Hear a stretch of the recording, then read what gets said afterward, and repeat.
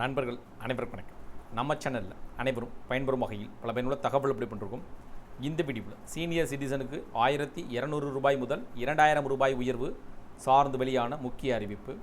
என்ன வகையான அறிவிப்புகள் வெளியிடப்பட்டுள்ளது, இந்த அறிவிப்பின் அடிப்படையில் சீனியர் சிட்டிசன் எந்தெந்த மூத்த குடிமக்கள், முதியவர்கள் யாருக்கெல்லாம் இந்த 1200 ரூபாயிலிருந்து 2000 ரூபாய் உயர்வு செய்யப்பட்டுள்ளது என்பது பற்றி தெரிந்து கொள்வோம். வீடியோக்குள்ளே போகிறதுக்கு முன்னாடி நம்ம சேனலை சப்ஸ்கிரைப் பண்ணுவாங்க, சப்ஸ்கிரைப் பண்ணுங்கள். சப்ஸ்கிரைப் பண்ணுங்க, பக்கத்தில் இருக்க பெல் பட்டனையும் ப்ரெஸ் பண்ணுங்கள். அப்போ தான் நம்ம அடுத்தபடி கூடிய எல்லா வீடியோவும் டைரெக்டாக கிடைக்கும். தமிழக சட்டசபை தேர்தல் வரும் 23ஆம் தேதி நடைபெற உள்ள நிலையில் தேர்தலில் பதிவாகும் வாக்குகள் மே மாதம் 4ஆம் தேதி எண்ணப்பட்டு அன்றைய முடிவுகள் அறிவிக்கப்பட உள்ளன.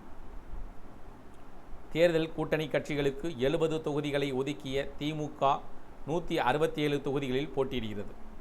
164 தொகுதிகளுக்கான வேட்பாளர் பட்டியலை திமுக தலைவர் மு.க. ஸ்டாலின் வெளியிட்டுள்ளார்.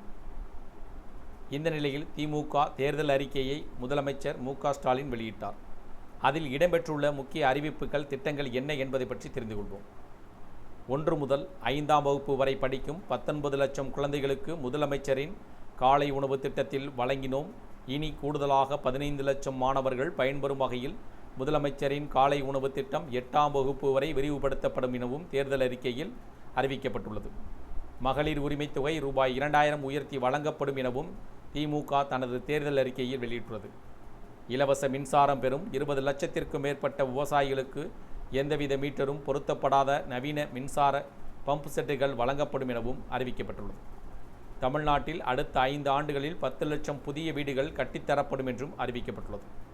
முதலமைச்சரின் மருத்துவ காப்பீடு திட்டத்தில் சேர்க்கப்படுவதற்கான ஆண்டு வருமான வரம்பு ரூபாய் 5 லட்சமாகவும் காப்பீட்டுத் தொகை ரூபாய் 10 லட்சமாகவும் உயர்த்தப்படும்.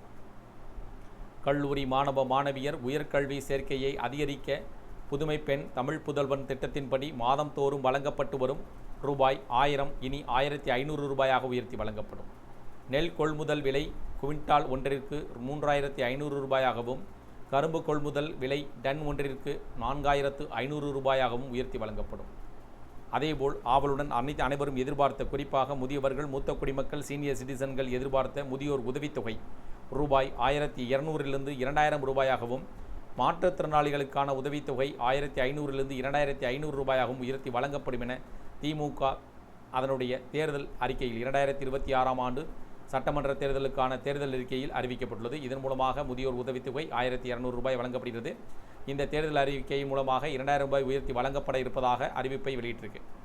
வீட்டு உபயோகப் பொருட்கள் வாங்க இல்லத்தரசிகளுக்கு ரூபாய் 8000 மதிப்புள்ள கூப்பன் வழங்கப்படும் என்றும், ரூபாய் 8000 மதிப்புள்ள இந்த இல்லத்தரசி கூப்பன் பயன்படுத்தி washing machine, TV, fridge, mixie, micro oven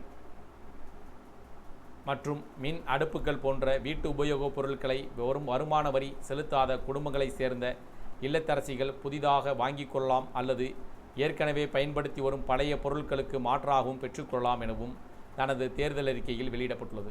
திமுக தேர்தல் அறிக்கையில் வெளியிடப்பட்டுள்ள முக்கிய சிறப்பம்சங்கள் வெளியிடப்பட்டுள்ளன. குறிப்பாக முதியவர்களுக்கு முதியோர் உதவித்தொகை 1200 2000 ரூபாயாக உயர்த்தி வழங்கப்படும் என்றும், மாற்றுத்திறனாளிகளுக்கு 2000 ரூபாயிலிருந்து 2500 ரூபாயாக உயர்த்தி வழங்கப்படும் என்றும் குறிப்பிடப்பட்டிருக்கு.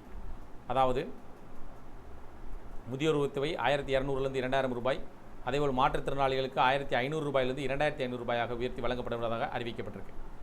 இந்த தகவல்கள் பற்றி, தேர்தல் அறிக்கைகள் பற்றி உங்களுடைய கருத்துக்கள் ஏதேனும் இருந்தால் கமெண்ட் செக்ஷன் பண்ணுங்கள். அந்த பிடிச்சிருந்தால் லைக் பண்ணுங்கள். முடிந்தவரை இந்த வீடியோ உங்களுடைய நண்பர்கள், உறவினர்கள் அனைவருக்கும் ஷேர் பண்ணுங்கள், ஃபாலோ பண்ணுங்கள். மறக்காமல் நம்ம சேனலை சப்ஸ்கிரைப் பண்ணுங்கள். சப்ஸ்கிரைப் பண்ணுங்க, பக்கத்தில் இருக்குது பெல் பட்டனை ப்ரெஸ் பண்ணுங்கள். அப்போ தான் நம்ம அடுத்தபடி கூட எல்லா வீடியோ டைரெக்டாக கிடைக்கும். தேங்க்யூ ஃபார் வாட்சிங்.